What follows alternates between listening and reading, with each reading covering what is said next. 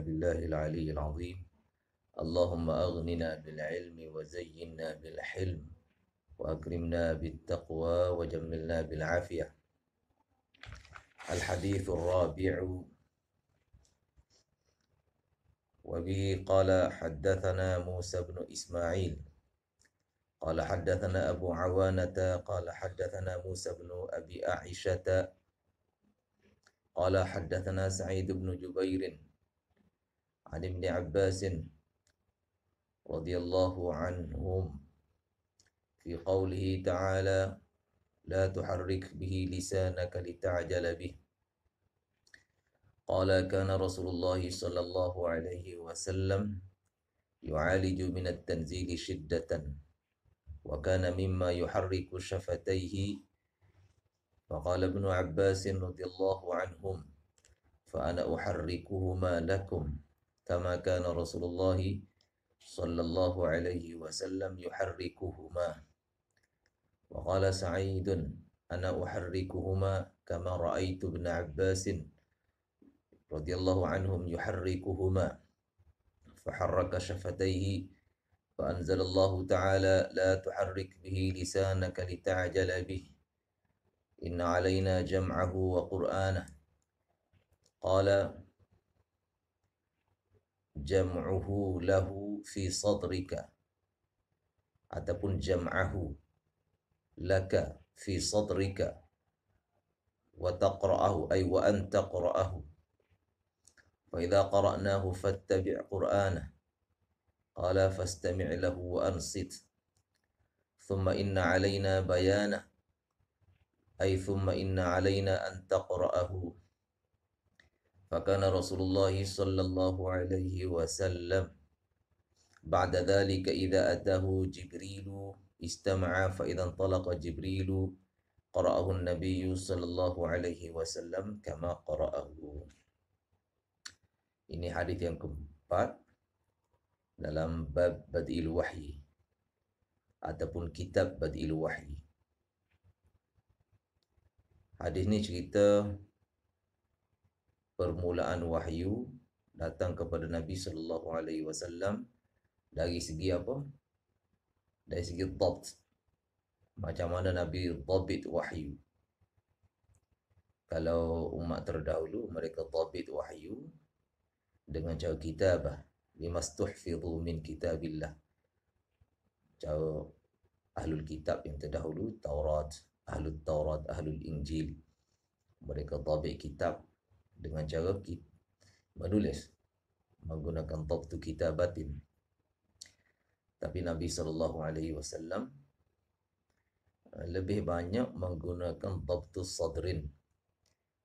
Dhabtu kitabah pun berlaku juga, tetapi di zaman Nabi sallallahu alaihi wasallam dan Nabi sendiri khususnya banyak menggunakan dhabtu sadrin, dhabit dengan cara mengingat di dalam hati.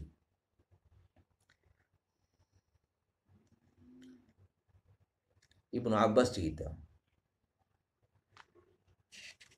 Ibnu Abbas ni merupakan sepupu Nabi. Beliau lahir dekat Syi'bi Abi Talib semasa pemulawan Bani Hashim dan Bani Abdul Muttalib. Orang Quraisy pulau dua kabilah ni supaya mereka serah Nabi, menyerahkan Nabi kepada mereka, tapi mereka tetap melindungi Nabi sallallahu alaihi wasallam, yang menyebabkan orang Quraisy telah pulau dua kabilah ni. Jadi semasa pemulawan berlaku dekat Syi'bi Abi Talib, masa itulah lahirnya Abdullah bin Abbas ni. Ibu dia Ummul Fadl, dan ibu dia ni merupakan adik-beradik dengan Maimunah radhiyallahu taala anha, isteri Nabi. Ibnu Abbas lahir pada tahun 60 Dia lahir 3 tahun. 3 tahun sebelum hijrah. 3 tahun sebelum hijrah. Bermakna ketika Nabi wafat, umurnya lebih kurang 13 tahun. Umur Ibnu Abbas. Dan beliau wafat di Taif pada tahun 68 Hijrah ketika berumur 71 tahun. Kehebatan ilmu Ibnu Abbas ni sehingga beliau digelar Hibrul Ummah. Hibrul Al-Ummah. Ibnu Abbas ada dua kan? Ibnu Abbas senior, Ibnu Abbas junior. Sebab tu bila kata radhiyallahu anhum, biasa radhiyallahu anhumah, lebih tepatnya radhiyallahu anhum. Ibnu Abbas radhiyallahu anhum. Sebab Ibnu Abbas radhiyallahu anhumah tu bersama bapa dia, itu yang Ibnu Abbas senior. Bila campur dengan Ibnu Abbas junior, juga dua, dia dan bapa dia, jadi 4 orang semua. Sebab tu jadi Ibnu Abbas radhiyallahu anhum. Okey ya? Biasakan yang betul, betulkan yang biasa. Boleh?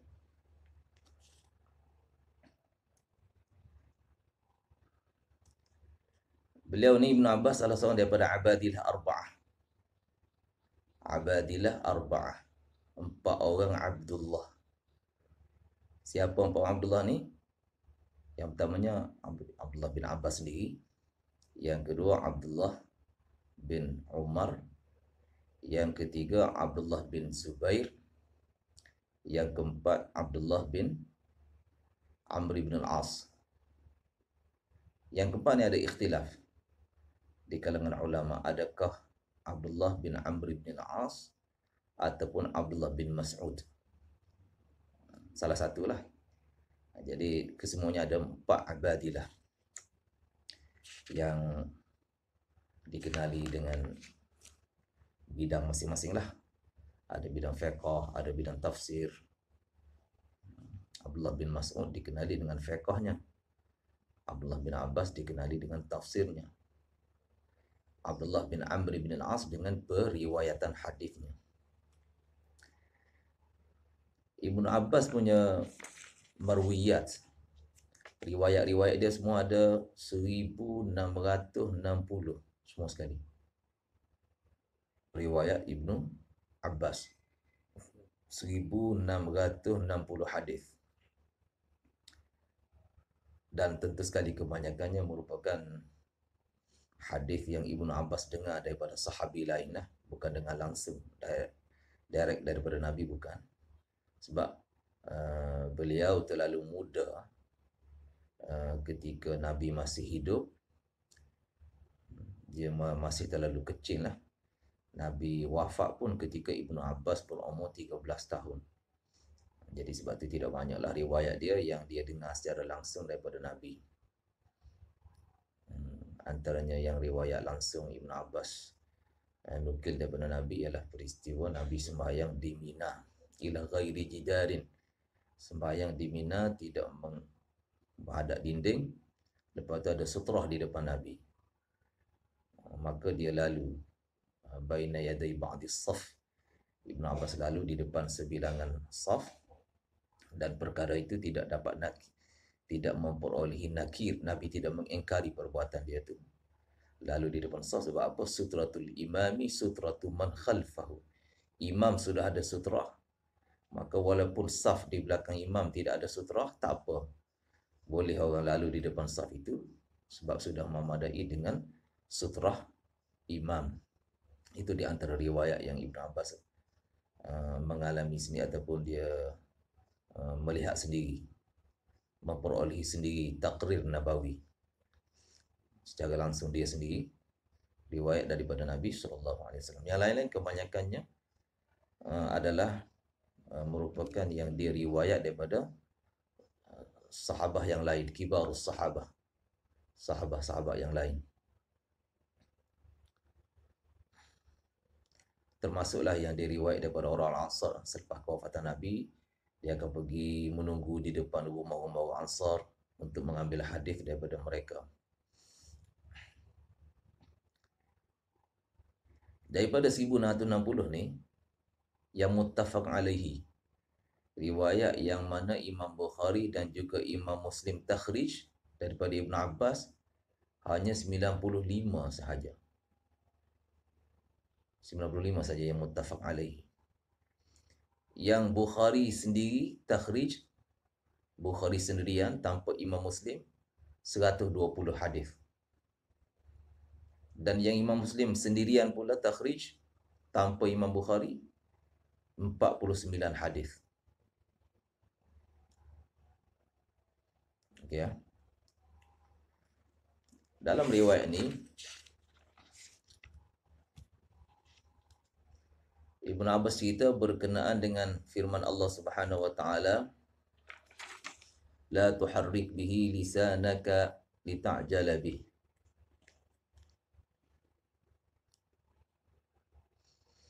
Qala kana Rasulullah sallallahu alaihi wasallam yu'aliju min at-tanzil shiddatan.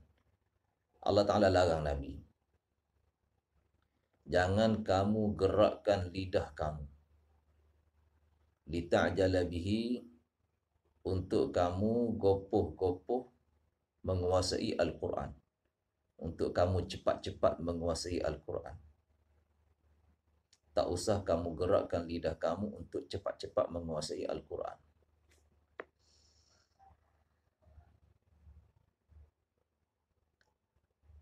Sebab apa? Sebab Al-Quran ni Allah dah jamin penjagaannya.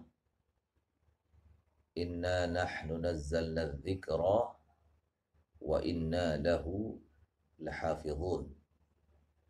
Kami yang turunkan Al-Quran dan kami ambil tanggungjawab untuk memelihara Al-Quran. Allah Subhanahu wa taala ambil tanggungjawab untuk memelihara Al-Quran.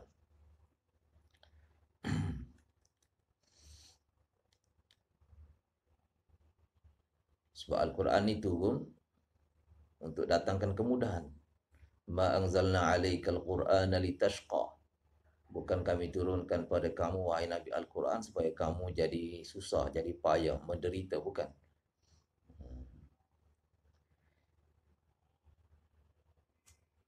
Di sini Allah Ta'ala larang Nabi menggerakkan lidah. Sedangkan yang berlakunya Nabi menggerakkan bibir.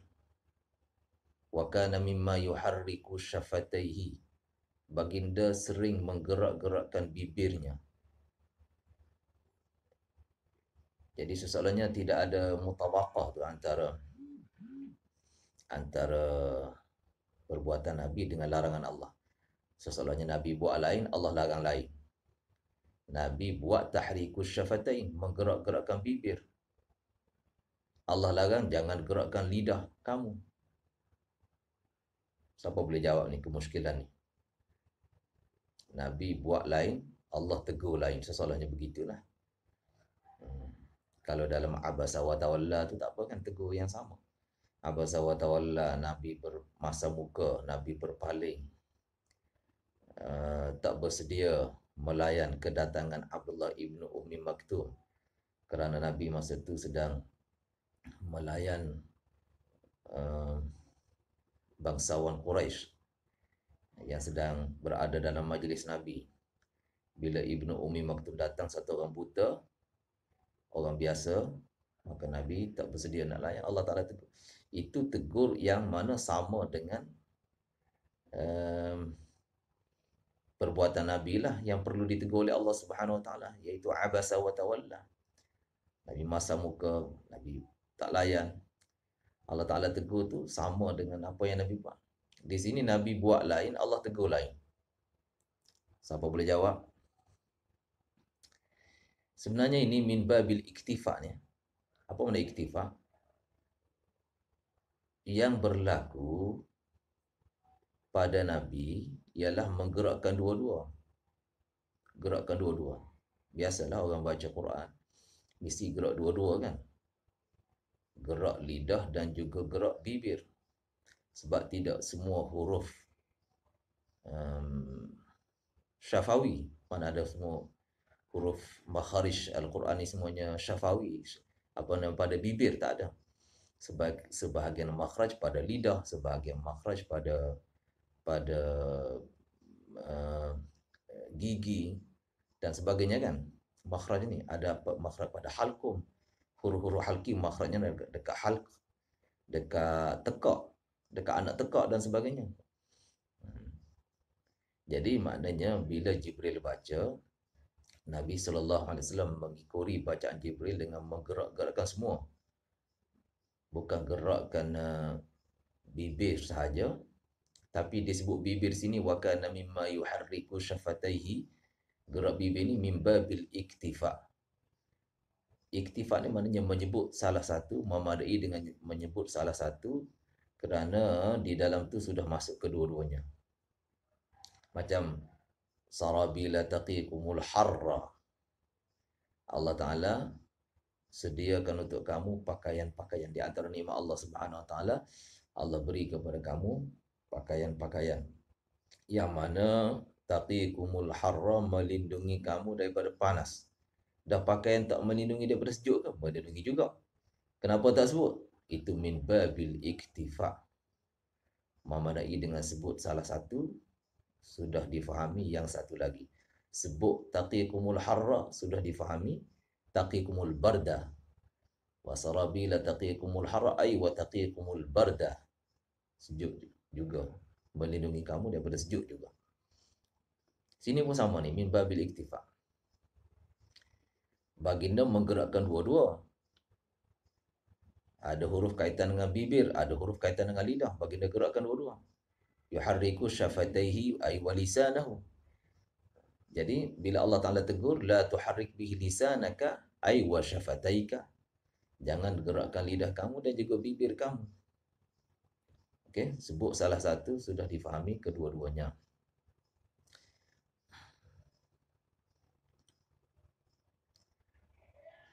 Kenapa Nabi gerakkan bibir ini? Kenapa Nabi gerakkan bibir? Gerakkan bibir itu supaya mengejar, untuk kejar bacaan Jibril alaihissalam. Sebabnya Jibril hafiz. Nabi masa tu belum hafiz lagi.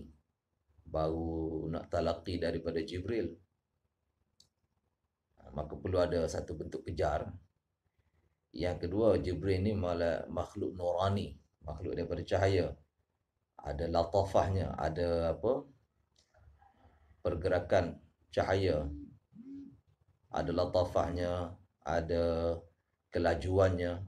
Cahaya kan dia laju kan, pergerakannya ringan. Nabi bashar, walaupun roh Nabi itu nurani, roh Nabi nurani, tetapi dari segi fizikalnya Nabi adalah manusia. Manusia ni dia punya fizikal dia ada kathafah, ada dia punya apa tu, ketebalan dia tu, pergerakan dia tak macam pergerakan cahaya. Itu yang membezakan Nabi dengan Jibril, sehingga Nabi perlu mengejar bacaan Jibril alaihissalam. Ini sebelum datangnya jaminan daripada Allah ni. Sebelum datang jaminan daripada Allah Subhanahu Wa Taala.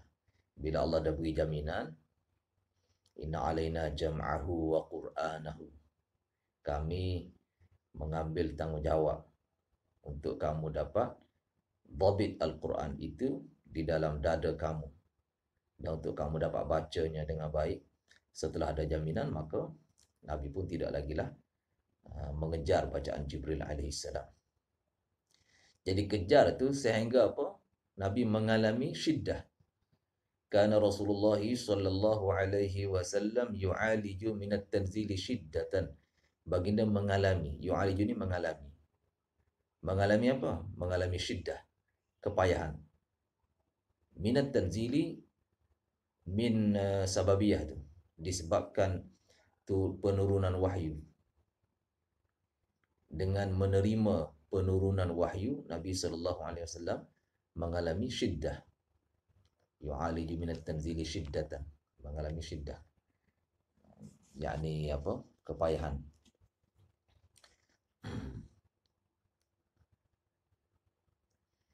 Dan adalah Nabi sallallahu alaihi wasallam mimma bermakna kathiran ma. Mimma bermakna kathiran ma. Macam ada satu riwayat kan, Nabi sallallahu alaihi wasallam mimma yaqulu li ashabihi, sering baginda berkata kepada sahabat-sahabatnya, hal ra'a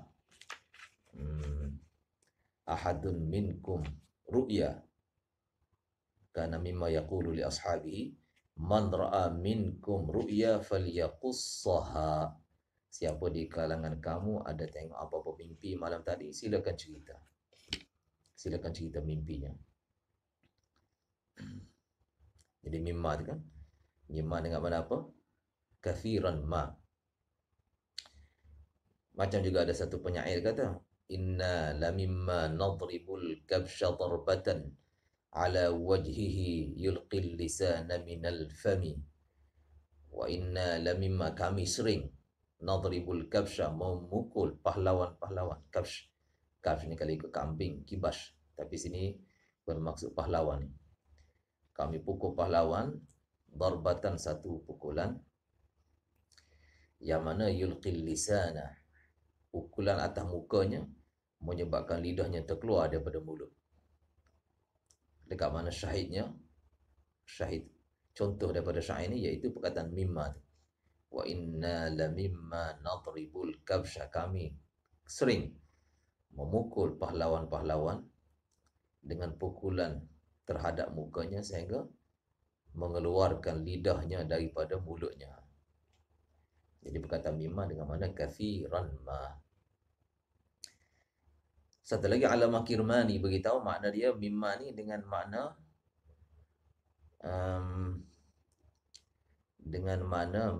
mimman.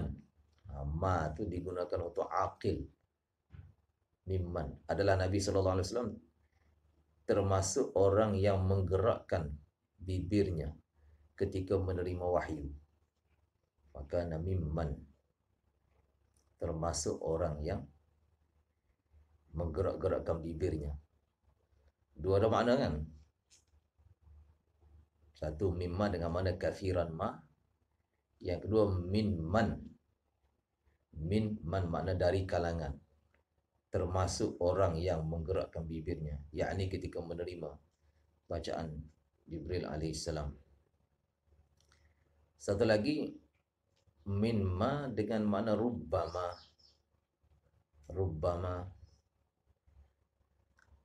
Rubbama kadang-kala litaqlil, kadang-kala litakfir.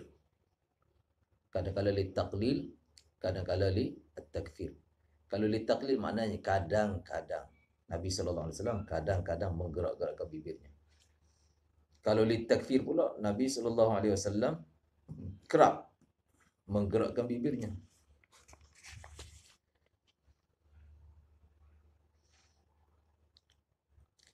Jadi mengalami kepayahan tu kerana apa? Kerana menggerak-gerakkan bibir.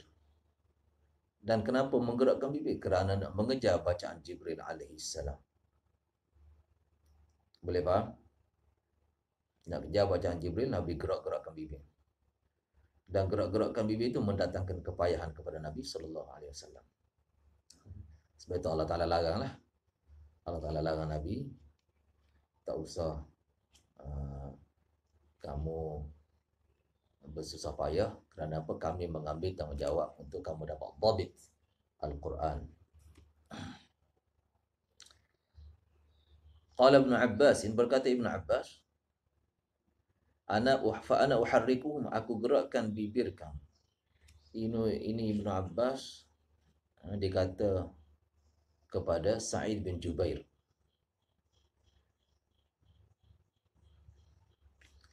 Dia kata apa? Aku gerakkan bibir aku untuk kamu sebagaimana Nabi sallallahu alaihi wasallam menggerak-gerakkannya. Lepas tu Sa'id pula bin Jubair ni, Sa'id bin Jubair pula dia kata kepada muridnya Musa bin Abi Aisyah. Dia kata ana uharrikuhuma, aku gerakkan bibirku sebagaimana aku melihat Ibnu Abbas menggerakkan kedua-dua bibirnya. Faharraka syafataihi. Jadi hadis ni termasuk dalam hadis musalsal. Hadis musalsal bi tahriki syafatain. Musalsal ni hadis yang mana dalam sanadnya berulang sesuatu peristiwa, berlaku perulangan. Di sini perulangannya apa? Perulangan tahrikus syafatain, menggerak-gerakkan dua bibir. Tapi kebanyakan hadis musalsal ni dia terhenti dekat mana-mana. Tasalsul tu tidak berterusan. Tasalsulnya tu tidak ada kesinambungan, terhenti di mana-mana. Kebanyakannya hadis musalsal begitu. Di antara hadis musalsal yang dianggap paling sahih ialah musalsal biqiraati surah as-Saff. Musalsal dengan membaca surah as-Saff. Saya ada ni sana ni musalsal dengan baca surah as-Saff. Kebetulan hari itu ada satu orang ulama dari South Africa datang ke Kebun Bujuk. Dia bagi sana ni lah. Sana hadis musalsal biqiraati surah as-Saff. Dia baca surah as-Saff daripada awal sampai akhir, lepas tu bagi ijazah. Jadi siapa nak kena marilah. Tak boleh belajar online gini kalau nak hadis musalsal ni. Itu saya dapat daripada satu ulama South Africa. Satu lagi hadis musalsal bil idhafah ala tamri wal ma. Hadis musalsal dengan menjamu tamar dan ais juk. Ini pun saya ada juga dapat daripada Syekh Nuruddin hari itu. Syekh Nuruddin Al-Banjari dia jamu kami tamar, ais juk. Lepas tu dia bagi hadis sanad musalsal. Musalsal bil idhafah, idhafah mana menjamu tetamu, menjamu dhaif, menjamu tetamu bil ma'i wat tamar. Al-idhafah 'ala al-ma'i wat tamar, jamu tetamu dengan air sejuk dan tamar. Kalau nak hadis ni kena bawa mari air sejuk banyak sikit. Air sejuk, air jangan air itu kan air sejuk yang baguslah. Dan bagi tamar banyak sikit baru boleh bagi. Boleh faham? Sama je baik. Ada ke semua? Ya, senyap ni. Ada. Okey. Ya, okey. Kemudian fa anzalallahu taala, Allah taala turunkan ayat la tuharrik bihi lisanaka. Jangan kamu gerakkan bihi ai bisababil Quran, dengan sebab nak menerima Al-Quran. Tak payah kamu gerakkan lidah kamu lita'jala bihi, untuk kamu cepat-cepat menguasainya. Sebab apa? Alasan Allah larang ni sebab inna alaina, itu ta'lil. Inna alaina, sesungguhnya tanggungjawab kami lah jam'ahu, mengumpulkan Al-Quran. Ai jam'ahu laka fi sadrika, mengumpulkan Al-Quran itu untuk kamu dalam dada kamu. Menjadikan kamu boleh dhabit Al-Quran, dhabtus sadrin, menyimpan dalam dada, menyeturkan. Bahasa Indonesia kata apa? Simpan ni, store, menyeturkan Al-Quran dalam dada kamu, itu tanggungjawab kami, kata Allah Subhanahu Wa Taala. Dan juga wa Qur'anahu ay wa an taqra'u, inna alaina an taqra'u. Inna alaina, takdir ibarat dia gini, inna alaina an tajma'ahu fi sadrika wa an taqra'ahu. Masdar kan, masdar kalau kita nak tukar kepada fi'il, kena gabung dengan an masdariyah. Gabung dengan an masdariyah. Inna alaina an tajma'ahu ay fi sadrika wa an taqra'ahu. Tanggungjawab kami lah bahawa kamu dapat menyeturkan Al-Quran dalam dada kamu dan dapat membacanya. Fa idza qara'nahu, bila kami baca Al-Quran, fattabi' qur'anahu. Fattabi' ay fastami' lahu wa ansit. Ittiba' dengan mana kamu mengikuti. Maksud mengikuti di sini Ibn Abbas tafsir dengan apa? Kamu dengar Al-Quran dan kamu insat. Dengar ialah beri tumpuan telinga. Istima' ni dengan beri tumpuan telinga. Insat ni dengan tutup mulut. Ini adab mendengarkan dua-dua. Pasang telinga, tutup mulut. Pasang telinga, tutup mulut. Jadi pasang telinga dan tidak tidurlah, baru jadi sepenuhnya mendengar. Sebab bila tidur terbuka mulut kan. Ansit tu kan tutup mulut.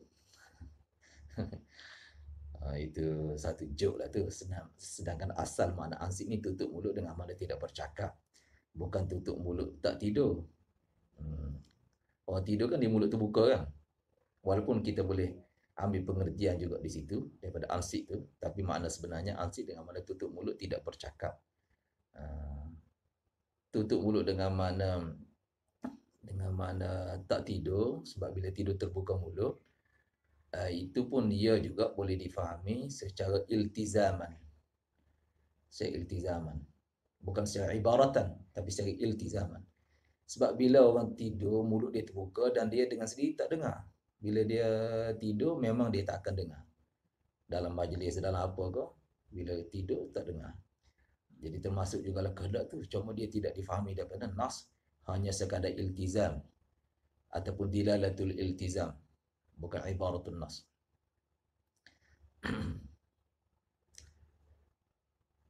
Okey. Ada masalah lagi ni?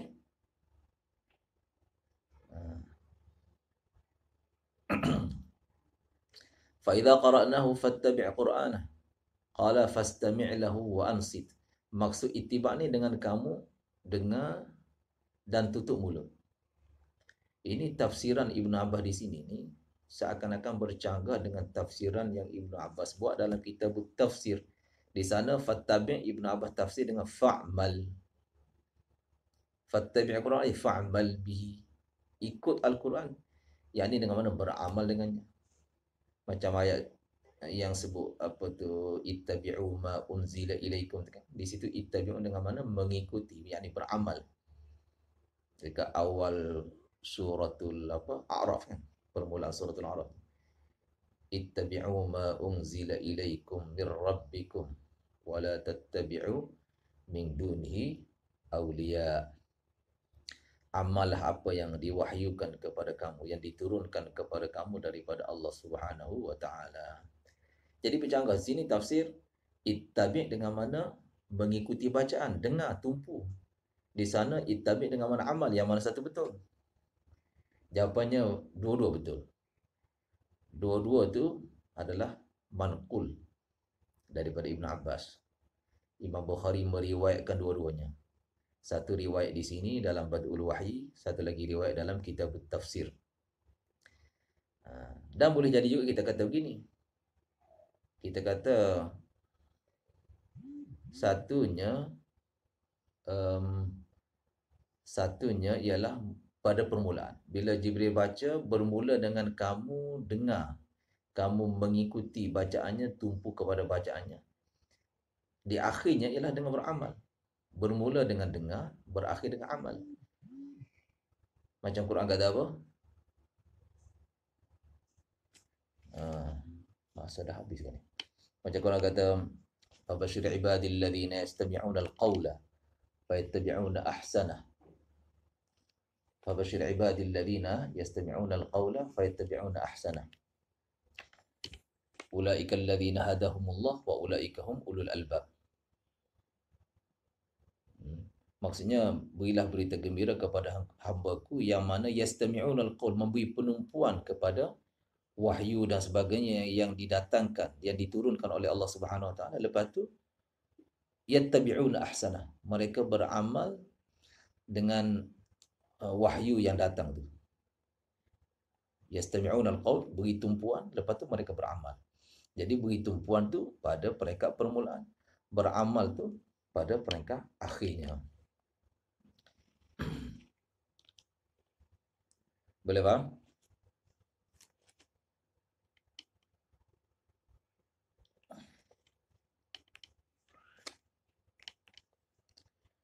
Okey, dengan suara?